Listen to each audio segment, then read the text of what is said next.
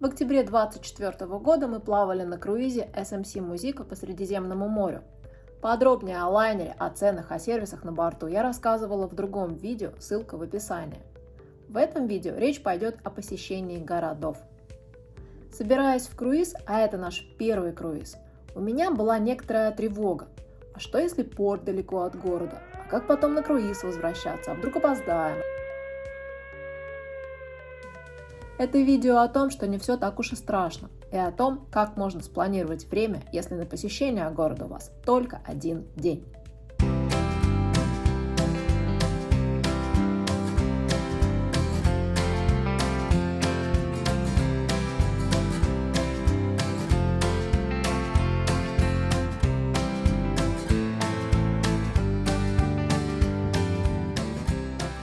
Мы отправлялись из Рима.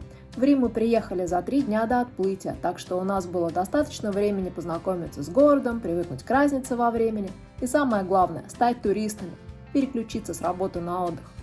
Когда вы прыгаете на лайнер сразу с самолета, времени на адаптацию у вас нет, и кроме того, вы теряете один город.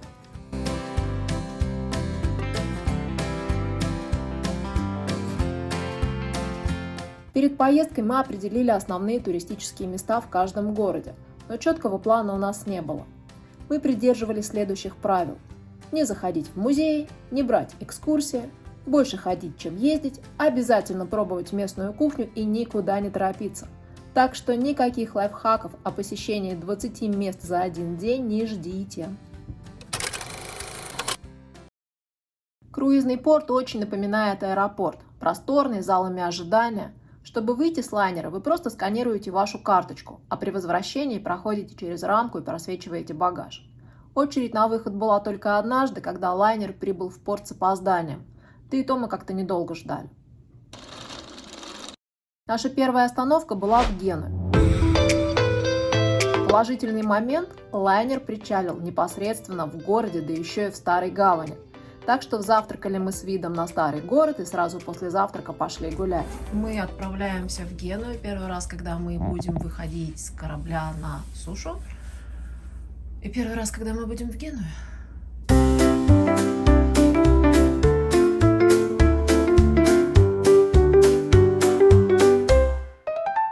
Из Генуи до Милана всего 1,5 часа на поезде. Вокзал находится рядом с портом. Так что можно и в Милан. Но чем дальше вы от лайнера, тем лучше вы должны планировать ваш день, а то будете махать вслед уходящему пароходу. А нас вполне устраивала Генуя. Сегодня это самый большой порт Италии, а в прошлом самый богатый город мира и столица Генуэзской республики. А еще Генуя – родина современной банковской системы. В 15 веке тут был основан первый государственный депозитный банк в мире, и генуэзские купцы финансировали испанскую корону. Знакомство с городом мы решили начать со смотровой площадки. Мы хотели подняться туда на лифте, но оказались там раньше, чем нашли лифт. Дома построенные прямо тык в тык. Между ними узенькие улочки. А вон ниточки перекинутые, белье сушить. И дорожка над крышами куда-то. Прикольно. Не совсем поняла, как это работает. Мы нашли машину, муж говорит, надо купить билеты. Хотя по факту лифт просто двери открывает, люди туда заходят и едут. Теперь у нас есть 2 билетика. Да. Теперь их надо валидейт.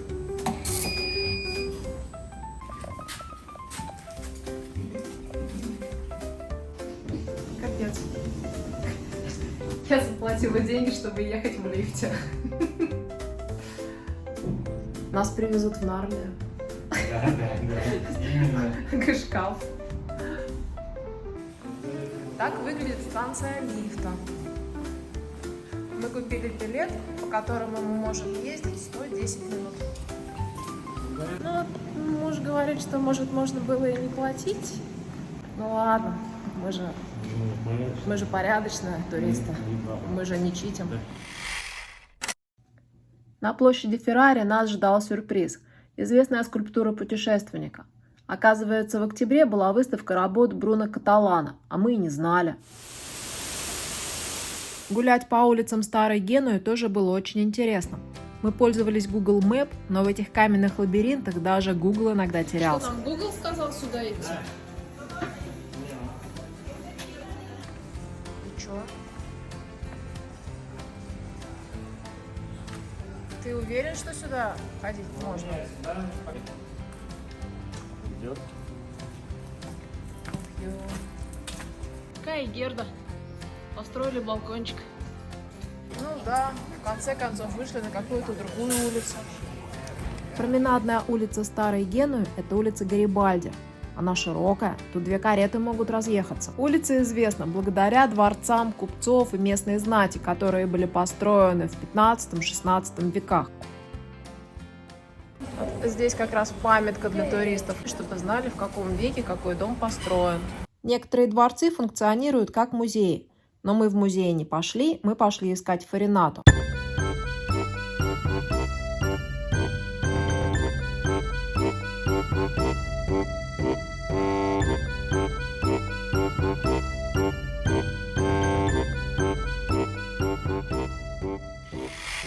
Старую гавань оставили напоследок, чтобы в конце дня быть ближе к лайнеру и не нервничать.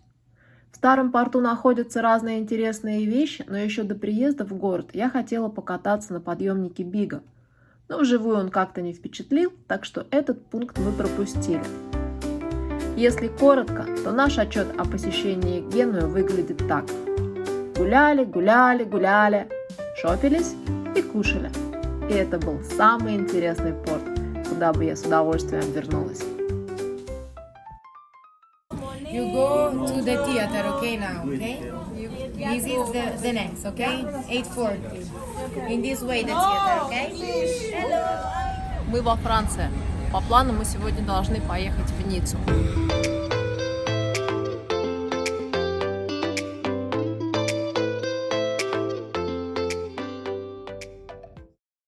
Во Франции был единственный раз, когда лайнер не причаливал, а вставал на якорь. На регистрацию нам выдали номерочки и отправили в театр, а из театра формировали группы и загружали на корабль, чтобы довести до берега. Все проходило быстро и организованно.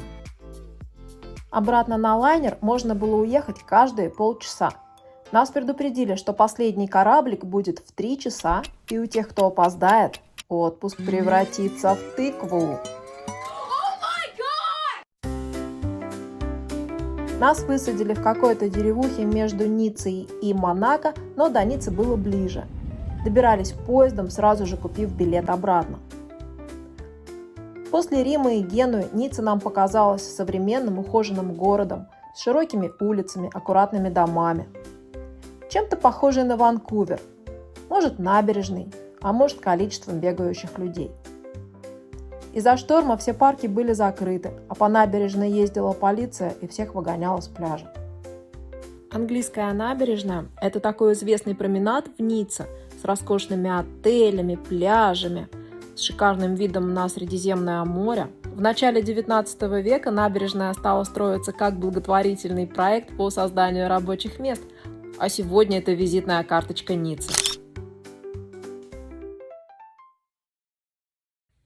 Говорят, сердце Ниццы – это старый город. Узкими улицами и цветными домами он нам очень сильно напомнил улицы Генуи и Рима. И неудивительно, ведь Ницца была частью Генуэзской республики, а в состав Франции она вошла только в середине XIX века. Отличное место, чтобы вдохнуть немного истории и попробовать национальную кухню.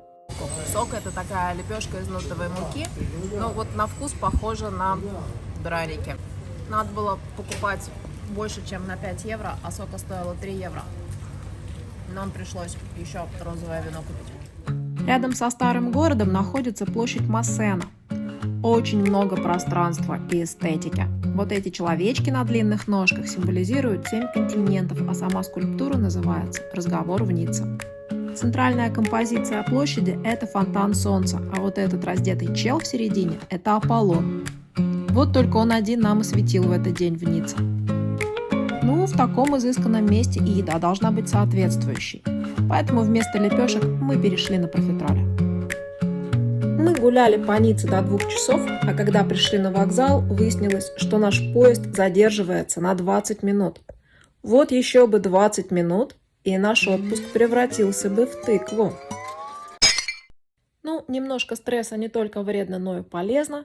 На корабль мы все-таки успели, так что все кончилось хорошо.